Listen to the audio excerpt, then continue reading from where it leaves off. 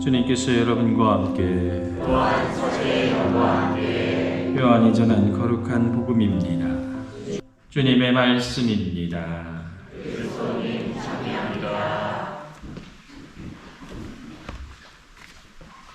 보소서 성령님.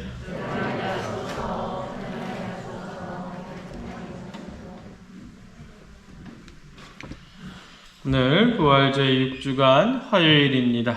한주린 사회교리 38번째 시간입니다. 여러분들 경제학자들이 가장 이렇게 뭐라고 그래야 되나요? 많이 이야기하는 사람, 또 경제학의 아버지라고 불리는 사람이 여러분들 한 번쯤은 들어보셨을 것 같은데 18세기 영국의 경제학자 애덤 스미스라고 있습니다. 들어보셨죠? 애덤 스미스가 한 얘기, 국부론에 딱 한 번 얘기했는데 그 말이 제일 유명해요. 보이지 않는 손. 혹시 보이지 않는 손이 뭔지 아십니까?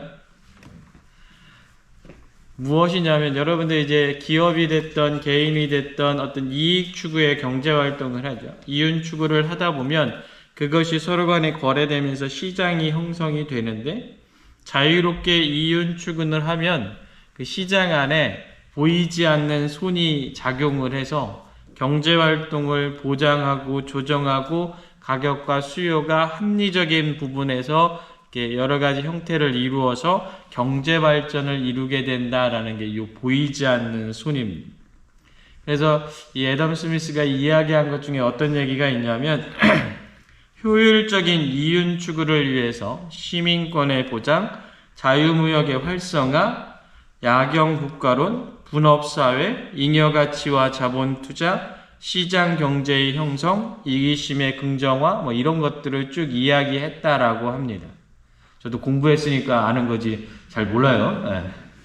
그런데 이 사람을 자유경제를 옹호하는 사람들이 자꾸 이 부분들을 많이 갖다 이야기하면서 어떤 걸 이야기하냐면 경제체제 안에 국가가 들어와서 통제를 한다던가 일부러 조정을 하려고 한다던가 이러면 안 된다라는 것. 그래서 말 그대로 시장의 자율적인 부분에 맡겨놔야지 자꾸 통제하려고 들면 안 된다를 이야기하는 데 가장 기본적인 걸로 쓰곤 합니다.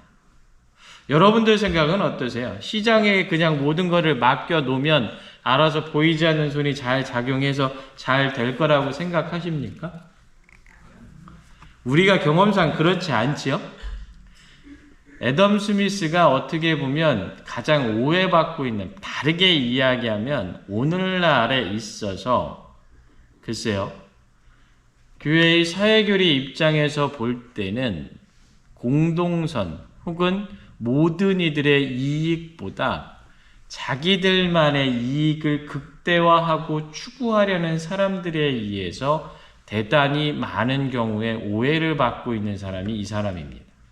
여러분들 이 사람의 것을 딱 살펴보면 보이지 않는 손이 아니라 따뜻한 손이라는 개념도 들어가 있어요. 여러분들 이 사람이 언제적 사람이냐면 18세기 말 그대로 1700년대 후반의 사람인데 이때가 어느 때냐면 근대 봉건주의 국가에서 근대사회로 막 넘어가기 시작하는 부분이었거든요. 봉건주의 사회에서 여러분들 대다수의 이익을 가져갔던 사람들이 누굽니까? 귀족 집단이잖아요. 그렇죠?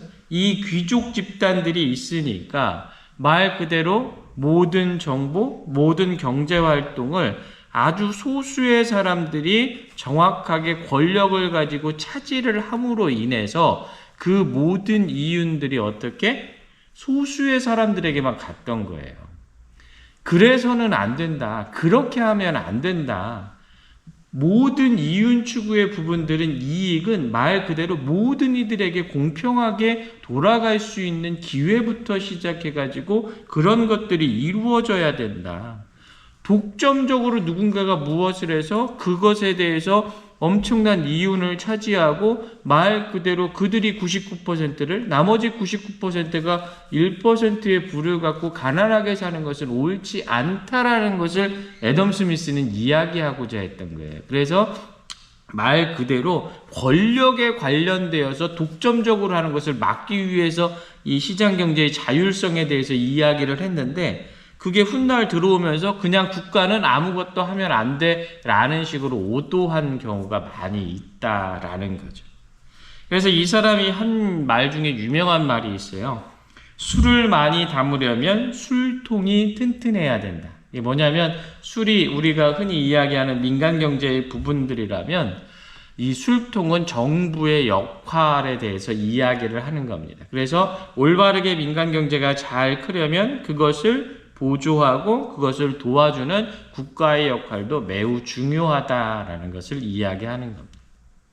교회의 사회교리가 이야기한 오늘 경제활동 이제 마지막 부분인데, 여러분들 교회가 이 부분들에 대해서 더 정확하게 적극적으로 이야기를 하는 겁니다. 그래서 모든 경제활동은 이윤 추구와 더불어서 반드시 무엇 안에 남아 있어야 되냐면 공동선 안에 남아 있어야 됩니다.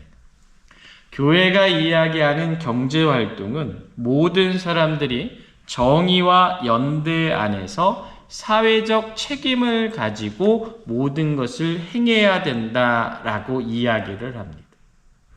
가난한 이들의 생활에 필요한 것을 제공하기 위해서 나온 사랑의 의무, 곧 남는 것으로 도와줄 의무와 때로는 자신에게 필요한 것으로도 도와야 할 의무를 잊어서는 안 된다라고 교회는 이야기하는 거죠.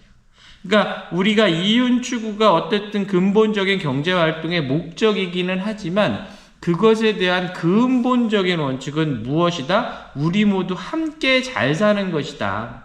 내가 벌었다고 해서 나만을 위해서 사용하는 것이 아니라 말 그대로 어떻게 내 이웃을 위해서도 나누어 줄 수 있어야 된다라는 거죠. 그리스도인들 이거 잘 하지요. 그렇죠? 안 하세요? 잘해요. 그리스도인들, 그나마 그리스도인들이 있어서 어떻게 보면 세상 안에서 있는 것들, 내가 내 것 가지고 있는데 말 그대로 여러분들이 하는 헌금 하나하나, 여러분들이 누군가를 도와주려고 하는 하나하나가 말 그대로 있잖아요. 그렇죠? 그게 뭐 내가 엄청나게 돈이 막 남아 돌아가지고 주체할 수 없을 만큼 많아가지고 하는 게 아니잖아요. 그렇죠? 그런 모습들이 여러분들 교회가 바라고 있는 모습 중에 하나입니다. 조금 더 이야기하면 교회가 제일 경계하는 것 중에 하나가 이 세계화에서 일어나는 부분 중에 하나입니다. 세계화가 전 글로벌하게 영향이 되죠. 예전에 어떤 얘기가 있었어요. 여러분들 서울에 미사일이 떨어져서 사람이 죽는 게 많아질까요? 아니면 주가가 10% 빠져가지고 자살하는 사람이 많을까요? 후자라고 그러더라고요. 네? 말 그대로 오늘날에 있어서 주가가 10%만 빠지면 우리나라의 삶의 어떤 경제적인 부분들이 휘청휘청할 수밖에 없는 것. 그게 일어날 수 있는 게 무엇입니까? 외국 자본들이 우리나라 자본 금융시장에 들어와서 왔다 갔다 할 수 있는 여러 가지의 형태들이 마련되어 있기 때문이잖아요. 이게 어떻게 보면 세계화에 관련된 부분들인데, 결국 그렇게 됨으로써 어떻게 됩니까? 세계가 똑같이 발전하는 것이 아니라 돈이 많은 나라는 더 발전을 하고 돈이 없는 나라는 더 발전하지 못하는 심각한 불균형이 세계화를 통해서 가져오게 된 거죠. 교회가 바라볼 때 이 부분은 대단히 불공평한 부분입니다. 돈이 많은 나라건 돈이 적은 나라건, 발전이 된 나라든 발전이 되지 않은 나라든 모든 것은 하느님의 원칙 안에서 함께 잘 살 수 있도록 노력해야 된다라는 거예요. 여러분들 미국이 엄청나게 중국 때리고 있잖아요. 그렇죠? 왜 때립니까? 이유는 하나예요. 그죠? 뭐예요? 달러가 기축통화가 돼서 그것으로 말 그대로 이때까지 몇십 년, 100년 동안 말 그대로 미국이 패권 국가가 돼서 모든 것을 했죠. 내가 돈 마음대로 찍어내고 싶을 때 찍어내서 그것을 가지고 좌지우지 했는데 중국이 이만큼 커가지고 말 그대로 자신의 자리를 위협하니까 그렇게 되는 부분들이 있는 거죠. 그렇게 되면 연달아서 도미노 효과로 말 그대로 저기 못 사는 나라들, 정말로 없는 나라들은 더 힘들고 어렵게 되는 경향들이 생긴다라는 거죠. 그래서 교회는 늘상적으로 이 경제활동 안에서도 연대가 있어야 된다. 소외 없는 세계화가 이루어져야 된다라고 이야기를 하는 겁니다. 그래서 교회의 사회교리는 늘상적으로 공동선의 추구, 재화의 보편적 목적, 무역관계의 균형, 무역과 국제협력 정책 안에서의 가난한 사람들의 권리와 요구에 대해서 우리들은 관심을 가져야 된다라고 이야기합니다. 그래서 여러분들 프란치스코 교황님이 복음의 기쁨 49항에서 이렇게 이야기하는 겁니다.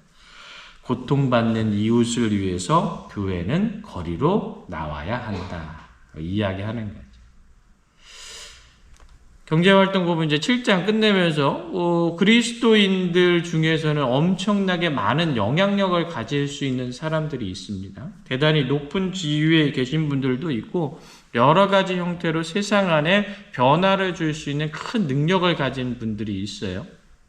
예전에 그런 얘기 있었죠. 마더 데레사가 대단히 유명하잖아요. 그렇죠? 마더 데레사가 왔었을 때 어떤 사람이 와서 그렇게 이야기를 했어요. 당신이 지금 인도에서 그 버려지는 사람들 위해서 이름 지어주는 일 하지 말고 당신이 세상에 나와가지고 유엔에 가서 연설을 하고 미국에 가서 연설을 하면 그것 때문에 변화될 수 있는 게 훨씬 많은데 그 일은 다른 수녀님들한테 맡겨놓고 당신은 그 일을 하십시오. 그랬어요. 그랬더니 마더 데레사 수녀님이 뭐라고 그랬습니까? 그 일은 제가 하는 것이 아니라 당신이 하셔야 됩니다라고 이야기를 했죠. 우리 안에서 그리스도인들이 정말로 교회 안에서 하느님의 보편적 원칙을 지키기 위해서 어떤 모습으로 어떤 생각으로 행동해야 되는지 한번 좀 생각해 볼 필요가 있는 부분이 아니겠는가. 그리스도인들이 정말로 교회의 가르침대로 변하게 될 때 모든 이가 함께 잘 살고 함께 연대할 수 있는 그런 길들이 열려지지 않겠는가. 좀 생각해보는 그런 시간이면 좋을 것 같습니다. 마지막 사회교리 문항 읽고 강론 마치도록 하겠습니다. 물질 재화가 단순한 생존이나 삶의 질 향상에 매우 필요하다고 해도 인간의 삶은 공동체의 사회생활과 마찬가지로 유물론적인 차원으로 격화되어서는 안 된다. 하느님께 대한 의식과 자신에 대한 인식이 증대하는 것은 인간 사회가 온전하게 발전하는 데 그 기초가 될 것이다. 아멘.